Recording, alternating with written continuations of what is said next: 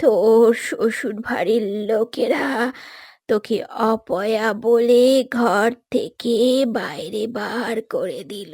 এমন সময় ঘর থেকে লাফাতে লাফাতে বেরিয়ে আসে ফুলকি। ফুলকি বিছানায় শুয়ে পড়ে, কিন্তু ঠান্ডায় থরথর করে কাঁপতে থাকে।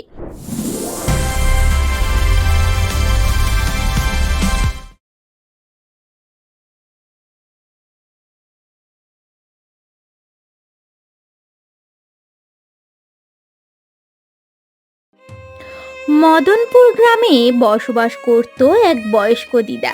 তার এক বিধবা মেয়ে আর এক নাতনির সঙ্গে। মেয়েটার বিয়ের কয়েক মাসের মধ্যেই স্বামী মারা যায়। স্বামী মারা যাওয়ার পর থেকেই শ্বশুরবাড়ির লোকজন তাদের তাড়িয়ে দেয়। তারা কয়েক বছর হলো এ বাড়িতে এসেই উঠেছে। বুঝলি তো মা, আমাদের ভাগ্যটারে খুব খারাপ। জায়গা সম্পত্তি বিক্রি করে তোকে তোকে ভালো ঘরে বিয়ে দিলাম। আর দেখ, বিয়ের কয়েক বছরের মধ্যেই কি হলো, তোর শ্বশুর বাড়ির লোকেরা তোকে অপয়া বলে ঘর থেকে বাইরে বার করে দিল। ওসব কথা ভাবি না মা, আর আমি ভাবি না। যা হবে দেখা যাবে খন। এক সপ্তাহ হয়ে গেল, কি ভেবেছিস বলতো? পরবর্তী জীবনে কি করবি মা? আমার আর ক্ষমতা নেই তোদের খাওয়াবো, এত কাজ তো আর করতে পারি না। মা, তুমি কি বলছো বলো তো? তুমি কি আমাদের কাজ করে খাওয়াবে নাকি? এটা তো কখনোই হতে দেব না। আমি করব। এবার থেকে তুমি দেখো, আমি সব কাজ করব। এমন সময় ঘর থেকে লাফাতে লাফাতে বেরিয়ে আসে ফুলকি। মা, ও মা, আমিও করব কাজ। বলো না মা, কি কি কাজ করতে হবে আমাকে বলো। ওরে বাবারে, আমার অনেক বড় হেল্পার এসেছে গো। ফুলকি নাকি আমাকে সাহায্য করবে। চল চল, মাঠে চল, মাটি কুপাতে যেতে হবে তো। চল রে চল। হ্যাঁ হ্যাঁ, কেন পারবো না? আমরা সবজি বাগানে সবজি লাগাবো। হ্যাঁ মা, শীতের সবজি লাগাবো বলো। হ্যাঁ রে, শীতকাল আসছে, অনেক রকমের সবজি লাগাতে হবে। লতা আর ফুলকি মাঠে যায়। মায়ের হাতাহাতি মায়ের সাথে কাজ করে। 10 বছরের ছোট্ট বাচ্চা মেয়ে ফুলকি। পুরো মাঠ কুপিয়ে তারা বিভিন্ন ফসলের গাছ লাগিয়ে ফেলে। শীতের রংবাহারি ফসল, বিট, গাজর, ফুলকপি, বাঁধাকপি, আরও কত কি। ফসল ফললে শীতকালে বেশ ভালোই বিক্রি হবে। সবে শীতের শুরু। ফসল লাগানোর প্রায় 15 দিন পরেই ছোট ছোট ফসল বেরোয়। সেই দিন ঘটে এক ঘটনা। সকালবেলা কয়েকটা গরু বাগানে ঢুকে তাদের সমস্ত ফসল তছনছ করে খেয়ে যায়। তা শুনতে পেয়ে ফুলকি আর লতা দৌড়াতে দৌড়াতে চলে আসে। হায় হায় হায়, হে কি হলো? হে আমাদের কি সর্বনাশ হলো! আমাদের তো সব খেয়ে গেল। এবার কি হবে রে ফুলকি? দেখ দেখ, এত পরিশ্রম করলাম, কিন্তু সব কিছু লাগানোর পরও হারিয়ে ফেললাম। কান্না করো না মা, আমরা আর কি করব বলো? যা হওয়ার হয়ে গেছে। এখনো কিছু সবজি পড়ে আছে, সেইগুলো নিয়ে গিয়ে বাজারে বিক্রি করে দিই চলো। কম দাম হলেও তো কিছু টাকা পয়সা পাবো বলো। ফুলকি আর লতা সব কিছু সবজি গুছিয়ে বাড়ি চলে আসে। তারা সেটা বাজারে বিক্রি করতে যাবে। এইদিকে ঘরে চাল, ডাল, তেল, নুন সব শেষ। সব শেষ হয়ে গেছে রে মা, বাজার থেকে কিনে আনিস। লতা সব কথা বলে তার মাকে। মাও সমস্ত পরিস্থিতি বুঝতে পারে আর বলেন, তাহলে অন্তত চাল আর আলু কিনে আনিস, কয়দিন নয় সেদ্ধ খাবো। এরপর থেকেই ফুলকিদের বেশ কষ্ট করে দিন চলে। তারা শুধু ভাত আর ফ্যান খেয়ে কাটায়। আবারও নতুন করে চাষের জমিতে ফসল লাগানো হয়। অনেক পরিশ্রম করে। এবারে আস্তে আস্তে শীত জাঁকিয়ে পড়েছে। বেশ কয়েকদিন হয়ে গেল উত্তরে হাওয়া দিচ্ছে।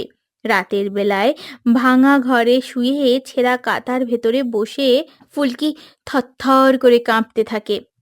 বাবারে, ওরে বাবারে, কি ঠান্ডা গো মা! আমাদের ঘরে কি ভালো কোনো কাঁথা নেই গো মা? কি ঠান্ডা! এই কাঁথায় যে আর ঠান্ডা আটকাচ্ছে না মা। আরে মা, ভেবেছিলাম তো নতুন কাঁথা কিনবো, কিন্তু কিছুতেই তো আর কিছু করতে পারলাম না রে। এই ফসল যবে উঠবে, যবে বিক্রি হবে, তবে যদি আমরা কিছু করতে পারি। আর যেটুকু ফসল আছে তা বিক্রি করে হয়তো বাজারও ঠিক মতো করতে পারবো না।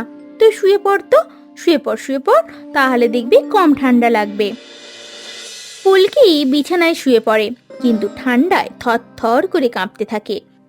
সারা রাত ঠান্ডা বাতাস তার শরীরে লেগেছে। বড়রা তবু এই পরিস্থিতিতে কাটিয়ে উঠতে পারে, কিন্তু ছোট ফুলকি এই পরিস্থিতি কাটিয়ে উঠতে পারে না। পরের দিন থেকেই তার শুরু হয় ধুম জ্বর। মা, ও মা, ভীষণ জ্বর হয়েছে মা। আমার ঠান্ডা লাগছে। ও বাবারে, এবার যে কি করি? এবার আমি কি করি? লতা কি করবে বুঝতে পারে না। ঘরে টাকা নেই যে ডাক্তার বদ্যি ডাকবে, ঘরটাকে গরম করার উপযুক্ত ব্যবস্থা করবে, তাহলে হয়তো ফুলকির আরাম লাগবে। তাই সে ঘরের এক কোণে কাঠ জ্বালিয়ে দেয়। কাঠের ধোঁয়ায় ফুলকি কাশতে শুরু করে। আমি আর পারছি না মা, কি বাজে দুর্গন্ধ! আর পারছি না, আর পারছি না মা। ফুলকির মা তৎক্ষণাৎ সব কিছু বাইরে ফেলে দেয়। লতা তার মেয়ের মাথায় হাত বুলিয়ে দেয়, পায়ে হাতে গরম সেঁক দেয়। এমন সময় তার দিদা এসে তাকে বলে, এই গরম রসুন তেলটা ওকে লাগিয়ে দে। এটা দিদাদের টোটকা, এতে আরাম পাবে, একটু ঘুমোতে পারবে বাচ্চাটা। আর শোন রে মা, রান্না বসাতে হবে যে। মা, ও মা, অনেক দিন মাছ খাইনি, একটু মাছ খাবো মা। ফুলকির আবদারে লতার দু চোখ বেয়ে জল গড়িয়ে পড়ে। বাচ্চাটা তেমন কোনোদিনও কিছু বায়না করেনি। আজকে সে মাছ খেতে চেয়েছে, কিন্তু তার কাছে যে টাকা নেই, পয়সা নেই। আজকে সাহস করে মাছ আনতে পারবে। চুপচাপ দাঁড়িয়ে আছে ঘরের ভেতরে, তারপরে দৌড়ে বেরিয়ে যায়। লতা রাস্তা দিয়ে কাঁদতে কাঁদতে জমির পথের দিকে যাচ্ছিল। এমন সময় তার সাথে দেখা হয় এক বয়স্ক বুড়োর। আরে মা, কি হয়েছে? এত হনহনিয়ে কাঁদতে কাঁদতে দুপুর বেলায় কোথায় যাচ্ছ? আর বলো না বাবা, আমার বাড়িতে আমার মেয়ে অসুস্থ। বাড়িতে একটা টাকাও নেই যে ডাক্তার ডাকবো। শীতকালের কাঁথা ছেঁড়া, চালের কৌটোতে এক মুঠো চাল নেই। আমি অপয়া, অপয়া আমি। আমার মেয়েটা ঠিকমতো খাবারের চাহিদাও পূরণ করতে পারি না। কে বলেছে মা তুমি অপয়া? তুমি খুব ভালো একটা মেয়ে। তুমি আমার সাথে আমার বাড়িতে এসো। আচ্ছা বাবা, চলুন চলুন, তবে আপনার ব্যাগ দুটো আমাকে দিন। লতা ব্যাগ দুটো নিয়ে হাঁটতে শুরু করে। হাঁটতে হাঁটতে বুড়ো বাবার কুঠির ঘরের সামনে উপস্থিত হয়। বুড়ো বাবার ছোট্ট ঘর, কুঁড়ে ঘর। বুড়ো বাবা ঘরের ভেতরে ঢুকেই একটা বড় নতুন কাঁথা বার করে এনে দেয়। এটা কি বাবা? কাঁথা, সুন্দর কাঁথা। এই কাঁথাটাতে আছে জাদুর গুণ। এই কাঁথাটা নিয়ে যাও, মেয়ের গায়ে দাও, দেখবে মেয়ে সুস্থ হয়ে যাবে। সত্যি বাবা? আমার মেয়েটা সুস্থ হয়ে যাবে তো বাবা? সুস্থ হয়ে যাবে। আর এই নাও, তোমাকে আমি কিছু বীজ দিচ্ছি। এটা হচ্ছে তুলো গাছের বীজ। এই বীজ ছড়িয়ে দিও তোমার জমিতে, তা থেকে তুলো গাছ হবে। আর তুলো দিয়ে তুমি নতুন নতুন কাঁথা তৈরি করতে পারবে, যা শীতকালে সাধারণ মানুষকে আরাম দেবে। তুমি দাম দিয়ে বিক্রি করতে পারবে। এ যেমন তেমন গাছ নয়, এ জাদুর মায়াবী গাছ। লতা খুশি হয়ে বাড়ি ফিরে আসে, আনন্দিত হয়ে যায়। লতা বাড়ি ফিরে আসার সময় জমিতে সেই বীজগুলো ছড়িয়ে দেয়, তারপর বাড়ি চলে আসে।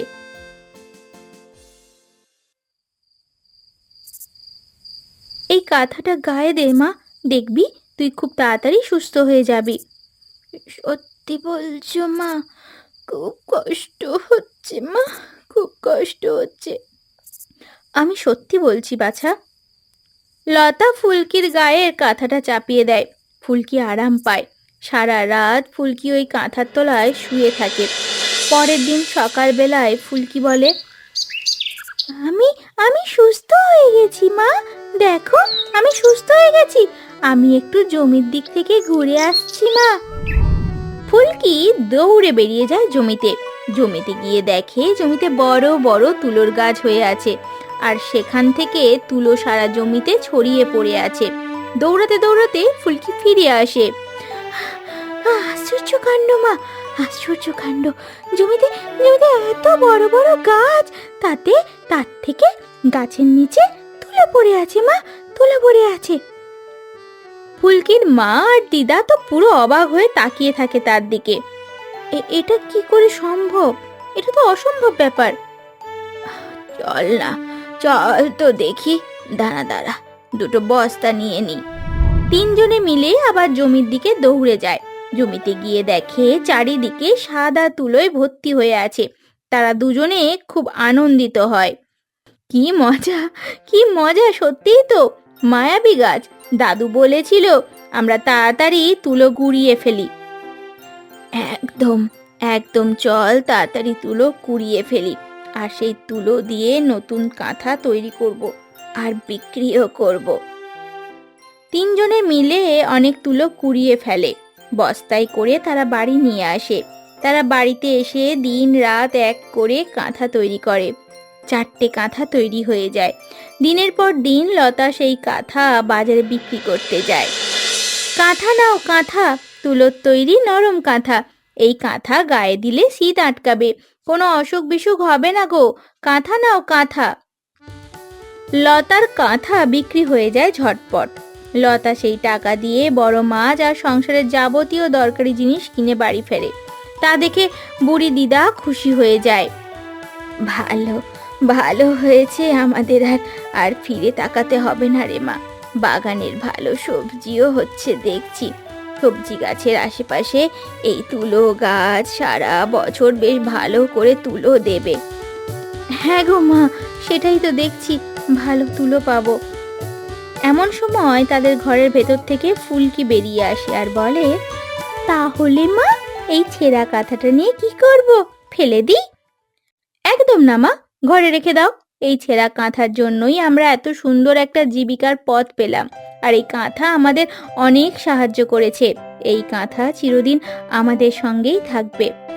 একদম ঠিক বলেছ। চলো চলো, ঘরের ভেতরে চলো, গরম গরম ভাত আর মাছের ঝাল রান্না করি চলো।